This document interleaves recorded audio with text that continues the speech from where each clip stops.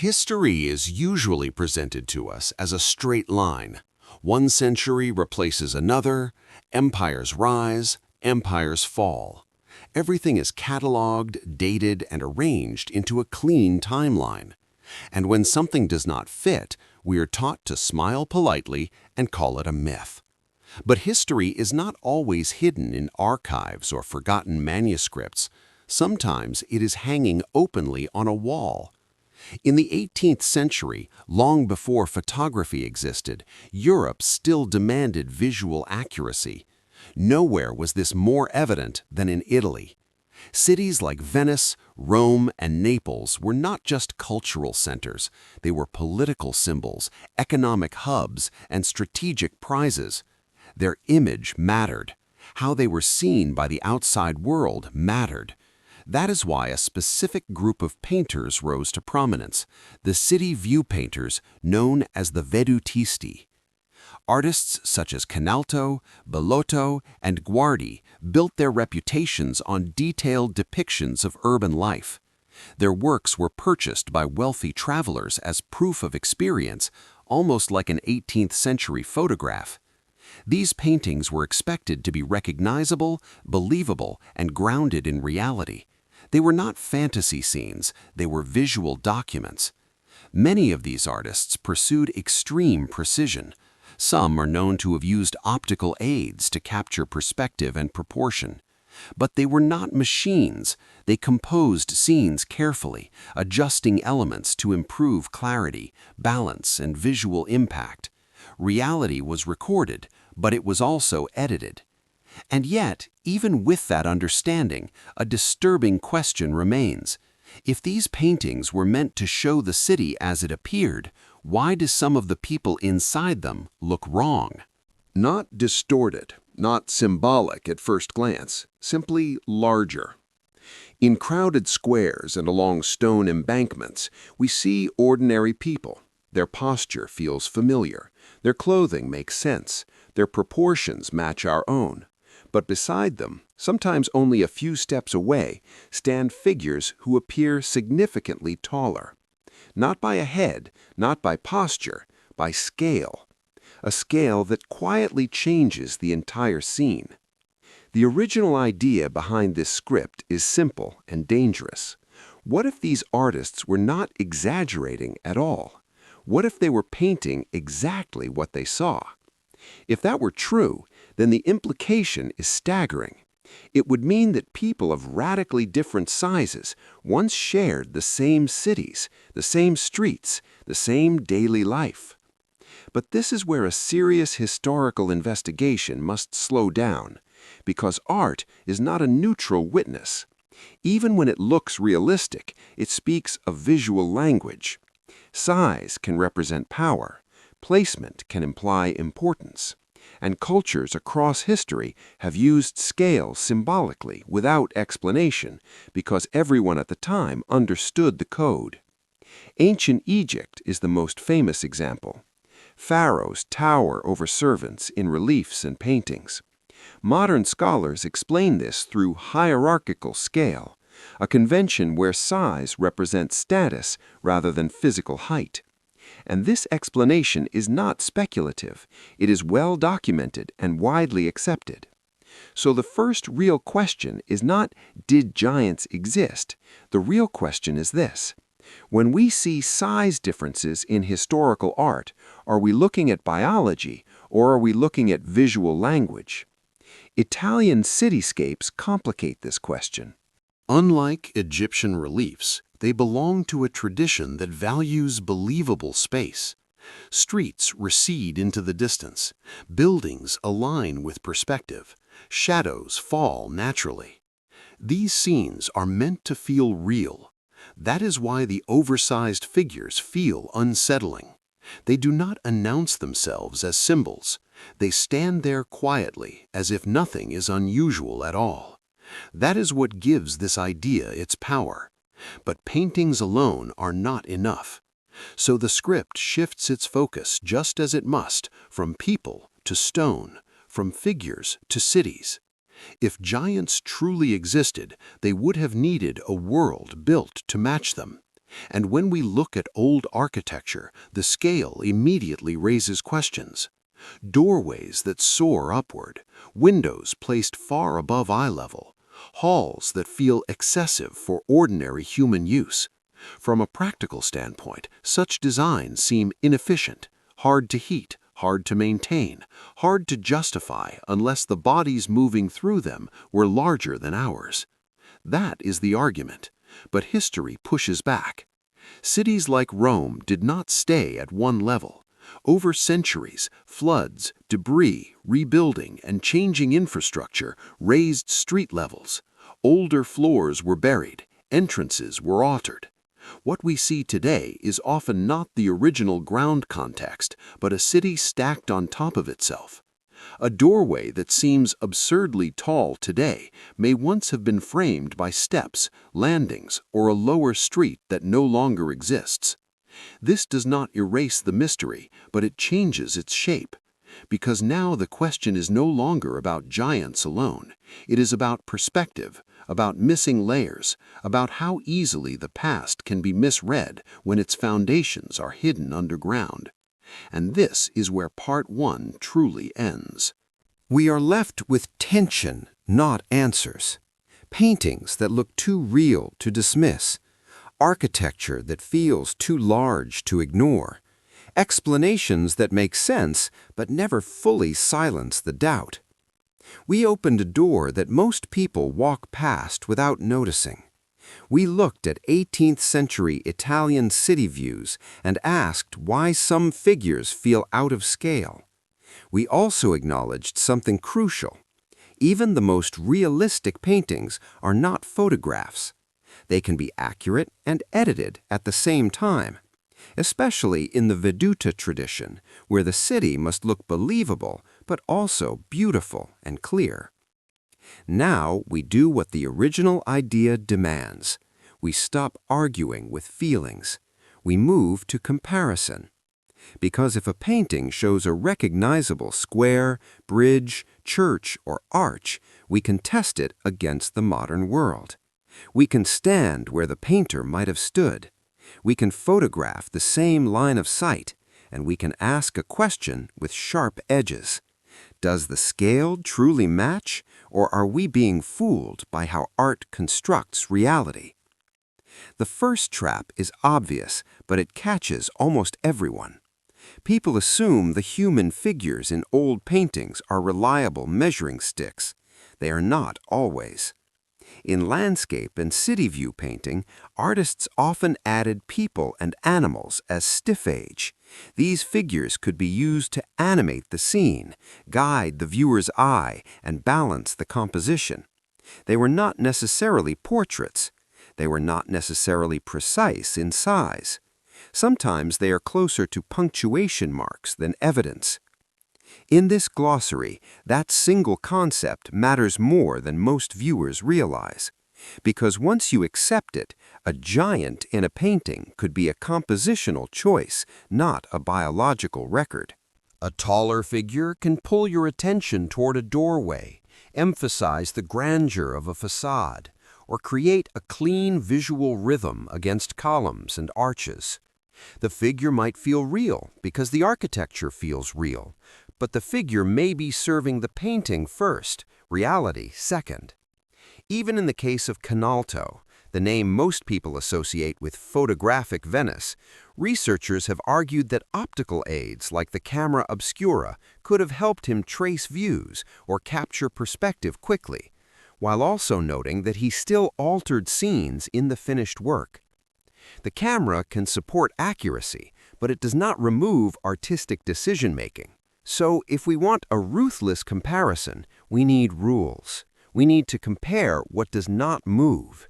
We need to compare stone, not people, doors, not hats, plinths, not gestures. We anchor our analysis to fixed architectural points whose dimensions can be checked. Corners of portals, base widths of columns, distances between steps, the vertical spacing of windows. That is where the story becomes more disciplined and also more unsettling in a different way. Because when you start comparing buildings, you quickly discover something real that fuels the giants feeling even without giants. Cities change vertically. The ground is not a constant. It rises, it sinks, it gets rebuilt, it gets paved over, it gets buried and later excavated. And in places like Rome, this is not an exotic theory. It is part of the city's normal history. Rome is a layered battlefield of stone, floods, debris, reconstruction. And centuries of people building on top of what came before have transformed street levels and buried older surfaces. Public explanations of why so much of ancient Rome is underground point directly to long-term transformation of the urban landscape, including flooding and the way ruins and sediment accumulated over time. This is where the popular overlay trick becomes dangerous, because when you place an old painting beside a modern photo, you are not only comparing perspective, you are often comparing two different ground contexts. A doorway that looks impossibly tall today might not have looked that way when it was first built. A pedestal that now seems like a cliff might once have been framed by steps or terraces that no longer exist at the modern street line. Even the Roman Forum itself is often described as a place where, as ground levels rose, people paved over debris rather than removing it, creating layers that later excavations revealed.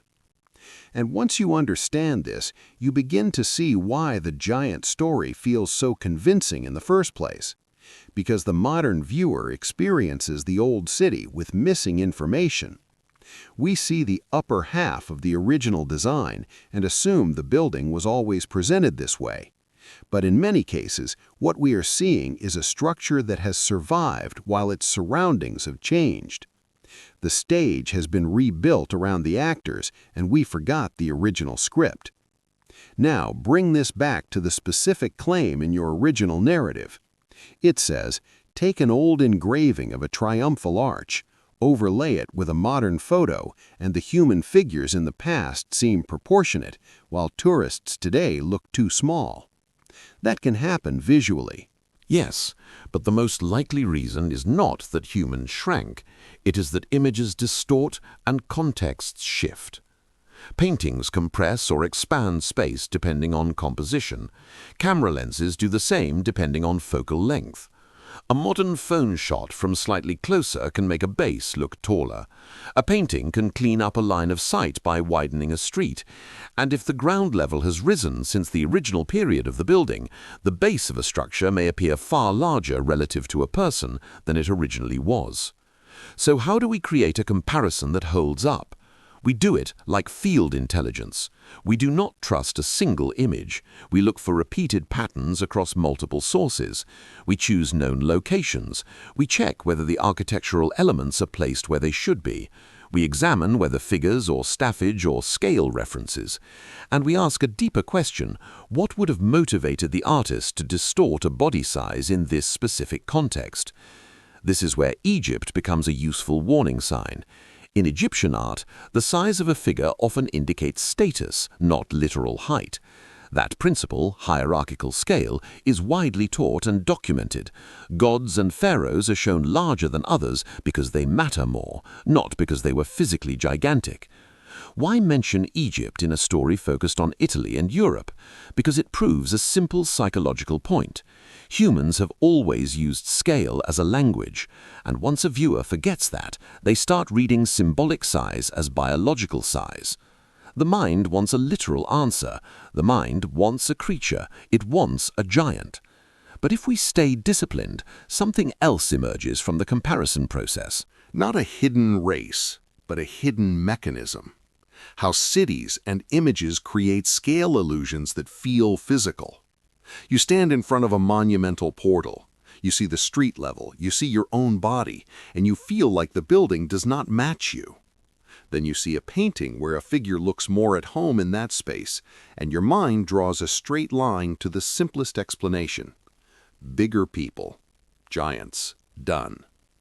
Yet the history of Rome alone shows another possibility. People did not need to be 3 meters tall for a city to feel too big. The city itself has changed, and we are seeing it through layers. We learned a hard lesson. Paintings can look like photographs and still mislead. Cities can feel oversized because the ground itself changed. Streets rose, entrances shifted. Entire layers of the past were buried and later exposed. So, if we want to test the claim at its strongest point, we must leave the places where context can be rebuilt or erased. We need evidence that is locked to the human body, evidence that cannot be explained away by a changed street level or a painter's composition. That evidence is objects. Tools, weapons, books, instruments, things designed to be held, lifted, carried, played, read, and used. In these objects, ergonomics is not a theory, it is the whole point. If something was made for daily use, it has to fit someone's hands and someone's strength. That is why the original script leans into this category, because when an object feels too large for an ordinary body, the mind instantly jumps to the simplest answer. A larger body must have used it. Let's start with weapons, because warfare leaves behind the most brutal material footprints. Across Europe, museums display enormous swords, two-handed blades that reach the height of a man. Some are so heavy that a modern person can lift them but cannot imagine fighting with them in a chaotic battlefield. The popular story usually splits into two paths. One side says these were ceremonial props made for status, not combat. The other side says, no, they show signs of use and repair, so they must have been real battlefield weapons, and therefore they must have been wielded by giants. A serious approach does not pick a side based on emotion, it checks the historical context. Late medieval and early modern warfare changed the shape of weapon design. Battlefields became crowded with pole arms, pikes, and tightly organized infantry. Reach mattered. Specialized troops could wield large two-handed swords for specific roles, not endless duels. That does not require giants. It requires training, purpose, and short, brutal bursts of action. A weapon can be real, even if it is exhausting. It only needs to function long enough to do its job. But then the doubt returns, because some pieces do not feel like difficult but possible. They feel like they were made for a different center of gravity, a different arm length, a different shoulder width, and the script uses that feeling to build momentum. If a sword is too big, it suggests a bigger hand. If a musket is too big, it suggests a bigger shoulder. If an object repeatedly strains modern proportions, the viewer begins to believe the world once contained different bodies. Now consider firearms, because here the argument can sound even sharper. In museums, you can find oversized guns, sometimes described as wall guns or heavy arquebuses. The stocks can look awkward. The triggers can appear far from where a modern shooter expects. The original script turns this into a provocative idea.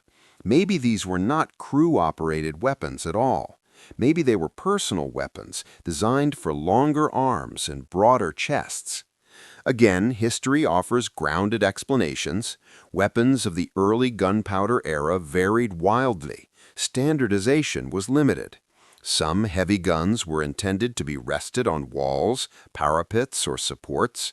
Some were not meant to be shouldered in the modern sense. Their design reflected tactics and constraints of the time. And yet, the feeling remains because the human mind does not think like an armorer. It thinks like a body. It asks one question: who could realistically use this alone? Then we move into libraries, and the tone changes, because a sword can be specialized, but a book is intimate. A book is meant to be used up close in quiet. And here we encountered the legendary giants of paper. Enormous folios, massive choir books, volumes so large they seem almost theatrical. The original script treats these as the strongest clue. Why make a book that weighs as much as a heavy load and stands as tall as a child? Why make letters so big, pages so wide that reading becomes an event? Here again, mainstream history provides a strong answer. Large format manuscripts and printed volumes were often designed for communal use. Choir books were made big so multiple singers could read from a distance. Lectern Bibles were made for institutions, displayed publicly, read aloud, and used by many rather than one. Size signaled importance and permanence. A great book was not only a container of text, it was a statement of authority. That explanation is logical, but it does not kill the mood, because when you see one of these volumes in person, you still feel the same thing. This does not behave like a normal book. It behaves like a piece of furniture. And that sensation feeds the larger theme your script is built around, the theme that we are living among objects that do not match our everyday scale. Now bring in musical instruments, because here the human body is tested in a different way. Instrument design has changed over time. Sizes were not always standardized. Makers experimented. Regional traditions differed. Some older instruments are difficult for modern musicians because playing techniques and average body sizes can differ, and because the instrument itself was part of an evolving tradition. So, once again, a non-mystical explanation exists, yet the giant hypothesis feeds on one moment, one image, a person trying to handle an instrument that feels too large, too stretched, too demanding. What matters is not whether every object proves a lost race. It doesn't. What matters is that many objects can create the same psychological impact. They generate the suspicion that our modern body is not the default body that the world was designed around. This is the emotional engine of the script, and it is powerful because it speaks to something most people have felt without putting into words, the sense that the past is not scaled to us, the sense that we adapted to it rather than built it from scratch. And now the script expands beyond Europe because a global claim requires global resonance. Egypt appears again. Reliefs show rulers towering over attendants. The mainstream explanation is hierarchical scale, where size represents status rather than literal height. And that explanation is widely documented. But the script challenges the listener with a thought experiment. What if some ancient artists, capable of remarkable craftsmanship, were recording a real biological difference rather than an abstract social one? Then Europe returns in stone. Cathedral statues, knights beside horses that look too small, lions that seem oddly reduced.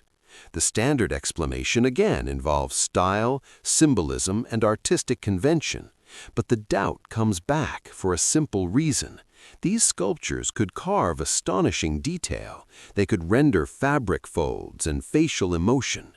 So why does scale wobble so often and in the same direction?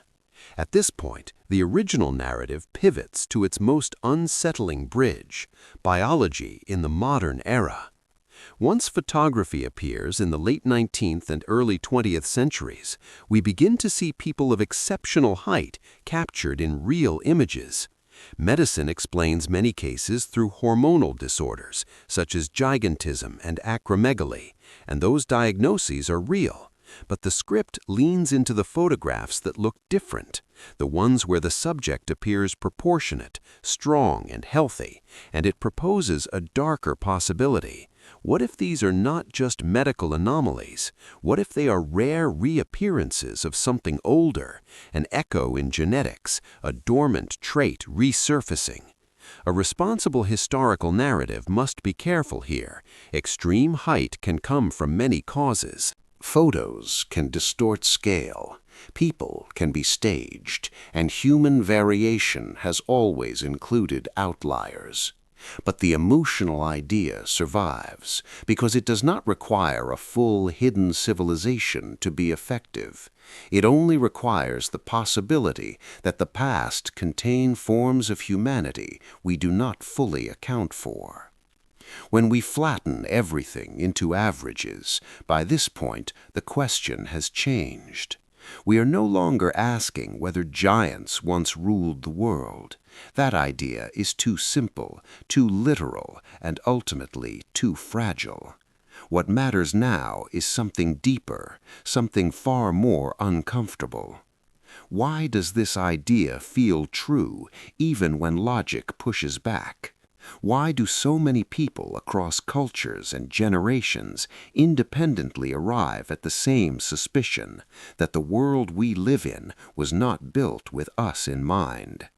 To answer that, we have to stop treating history like a fairy tale or a conspiracy and start treating it like what it really is, a battlefield of memory. Because history is not a smooth narrative handed down intact. It is damage control. It is reconstruction. It is power deciding what should be remembered and what should quietly disappear. Let's return one last time to architecture, because stone remembers things people forget. Cathedrals, palaces, administrative halls, triumphal arches. These structures dominate cities not because they needed to, but because they were meant to. Their purpose was never comfort, it was psychological dominance. Height was a weapon, space was a tool, scale was used to reshape how a human being perceives themselves in relation to authority, to religion, to the state. When you stand beneath a vaulted ceiling that seems to float above you, the building is doing something very specific. It is shrinking you. It is reminding you that you are small, temporary, replaceable, and that what you stand inside is eternal, unmovable, and beyond challenge. This was not an accident of design. It was the message. A door does not need to be 6 meters high to function, but it needs to be 6 meters high if the goal is to make every person who passes through it feel insignificant before they even take the first step inside. This is where the giant myth makes its most understandable mistake.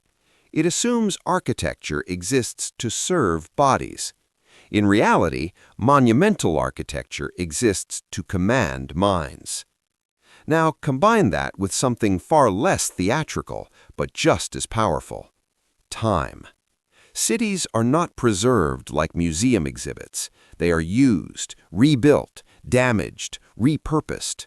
Streets rise, ground levels change, floods deposit sediment, fires leave rubble, wars destroy and rebuild entire districts. Over centuries, it becomes easier to build over ruins than to clear them away, and slowly, almost invisibly, the original context disappears. What remains is a fragment, a doorway without its steps, a column without its plaza, a facade without its original street. So when a modern person walks through an old city, they are not walking through the past as it was. They are walking through a partial cross-section of it. And that partial view distorts scale. A building that once felt balanced now feels excessive. A portal that once matched human movement now feels absurdly tall. Not because humans shrank, but because the lower half of the story is gone. This alone is enough to create the sensation that we are guests in someone else's world. Then art enters the picture, and the confusion deepens. 18th century city views look convincing, they feel objective, but they are still products of their time. Artists composed scenes to sell, to impress, to clarify, and to guide the viewer's eye.